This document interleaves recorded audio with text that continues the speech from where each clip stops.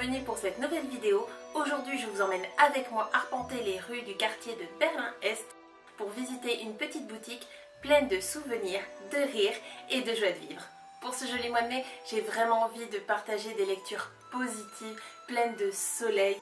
Et pour ce nouveau roman, je vais vous présenter, j'espère vraiment que ça va vous apporter une bonne dose d'exotisme et également de bien-être. Aujourd'hui, ce que je vais vous présenter, c'est le roman La mélodie familière de la boutique de Sung, ou Sung, je sais pas trop comment ça se prononce en vrai. Ce roman a été écrit par Karine Kalisa et est sorti dans les éditions Héloïse d'Ormesson. Ce livre, je l'ai reçu dans une box livresque, le petit colis de Colibri. Et franchement, je ne regrette pas, c'est un vrai plaisir d'être abonnée à leur box. Je n'ai que des bonnes surprises avec eux, comme s'ils savaient d'avance ce que j'allais vouloir lire pour le mois suivant.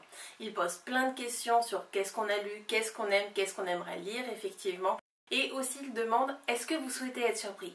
Et j'ai demandé ça et franchement, je le regrette pas. Une note d'exotisme, un silence de douceur et un crescendo d'optimisme, je vous emmène avec moi dans cette petite boutique d'où sort la plus douce des mélodies. L'histoire de ce roman raconte comment un petit garçon, Ming, ramène pour la fête multiculturelle de son école juste avant Noël sa grand-mère. Mais sa grand-mère ne vient pas seule. Elle vient avec un objet particulier qui vient de son pays d'origine, le Vietnam. Cette dernière va faire découvrir aux professeurs et aux élèves un objet bien insolite, une marionnette particulière qui vient de son pays, faite en bois de figuier, et elle va improviser une petite séance de théâtre. Elle va raconter l'histoire de son pays et de ses origines. Ce pays, le Vietnam, qui est si loin et si proche à la fois. Elle raconte également l'histoire d'une petite Vietnamienne qui a dû quitter son pays suite à une guerre. Et forcément, pour ceux de Berlin-Est, ça va faire pas mal écho dans leur histoire.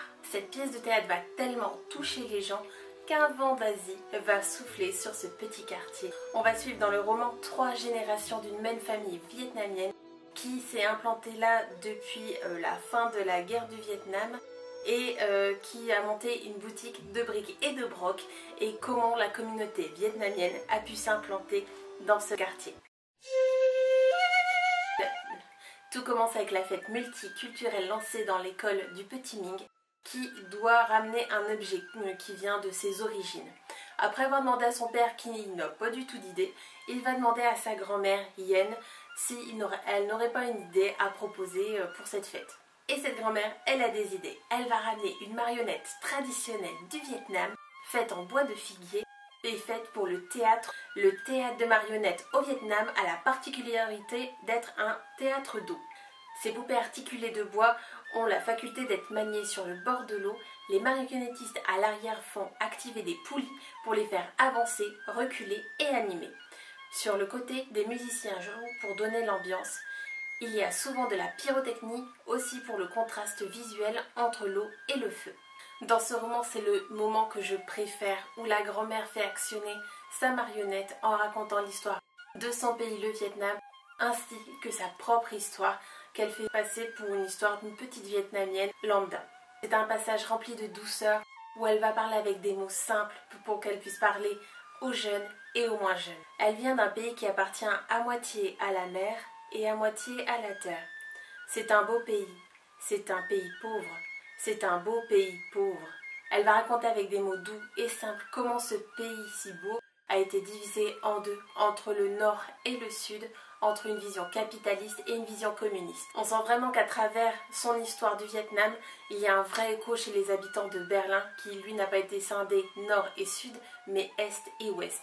Cette marionnette va parler aux jeunes et aux moins jeunes, mais elle va également nous toucher en tant que lecteur dans son histoire et dans sa simplicité à raconter des faits aussi tristes et aussi poignants. On a vraiment envie d'en apprendre plus sur cette grand-mère, sur son histoire et sur son pays. Et Vietnam, que leurs parents leur montraient sur l'Atlas et le globe terrestre, c'était loin, très loin. Plongés dans leurs pensées, ils ne posèrent pas plus de questions et n'échangèrent pas de regards car aujourd'hui encore, le Vietnam était loin. Mais ils se rapprochaient. Kalisa nous plonge intégralement dans l'histoire de ces personnages et elle va commencer par la grand-mère Yen et nous raconter comment elle a dû partir du Vietnam pour aller s'implanter en Allemagne. Et oui, dépaysement garanti. Mais pas le choix, il faut bien ramener des sous pour la famille qui est restée au pays. Yen va nous raconter à quel point ça a été difficile son combat pour justement avoir le droit de fonder sa famille dans ce pays et comment elle a été la première à y réussir et comment elle a réussi à monter sa propre boutique exotique dans le quartier. Au fur et à mesure de l'histoire, Karine va nous présenter chaque personnage comme si c'était un couplet et chaque couplet va se rattacher à la boutique comme étant son refrain. On découvre également l'histoire de Sung, le fils de Yen, qui devient le propriétaire de la boutique à la mort de son père. On va découvrir un personnage qui n'a jamais connu le Vietnam, mais qui a pourtant des origines fortes avec ce pays au travers de ses parents. Au travers de ses échanges avec sa mère, il va en apprendre plus sur sa langue, sur ses origines et sur lui-même. Si Sung avait demandé « Maman, pourquoi tu parles si bien allemand ?» Yen aurait pu répondre « J'ai été studieuse » ou « Ça m'est venu comme ça ». Mais Sung venait poser la question en vietnamien, dans un vietnamien timide et bas qu'il s'était réapproprié dans cette salle, si bien qu'elle fut incapable de garder le silence ou de mentir. Cette famille va toucher le cœur de tous les habitants du quartier à force de sourire, de bienveillance et surtout de cette boutique faite de produits exotiques que les gens viennent glaner ici et là. L'histoire de la grand-mère et de la marionnette va faire le buzz. Ça va être l'effet de mode et l'effet de masse va être immédiat et chacun va essayer d'avoir le petit élément vietnamien pour être à la mode. Il ne sera pas rare alors de voir les tenues devenir un peu plus orientales et voir des chapeaux ronds avec les bouts pointus, les noms là, fleurir un peu partout.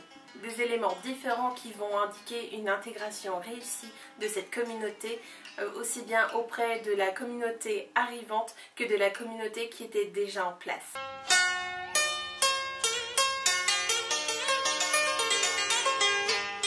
J'ai énormément adoré son côté feel good, il fait du bien au moral et il nous donne des idées d'Asie, de sud-est, de chaleur, d'exotisme et je dirais pas non un petit jus de mangue. Ce livre est rempli d'optimisme et cet auteur nous en fait profiter grâce à ce petit roman. J'ai parfois lu dans les critiques qu'il était trop joyeux, trop gai, niais. Mais franchement, des fois ça fait du bien de ne pas lire des livres où il y a des cadavres, des morts, ou des fois ça fait du bien juste d'avoir quelque chose de positif, mais intégralement positif pour le moral, ça fait vraiment un bien fou. C'est une très jolie mélodie à lire. J'espère beaucoup que la vidéo vous a plu, j'avais vraiment envie de partager ce moment de douceur avec vous. N'hésitez pas, comme d'hab, laissez des coms, des pouces bleus. Voilà, j'en suis friande, j'adore avoir vos avis surtout, n'hésitez pas.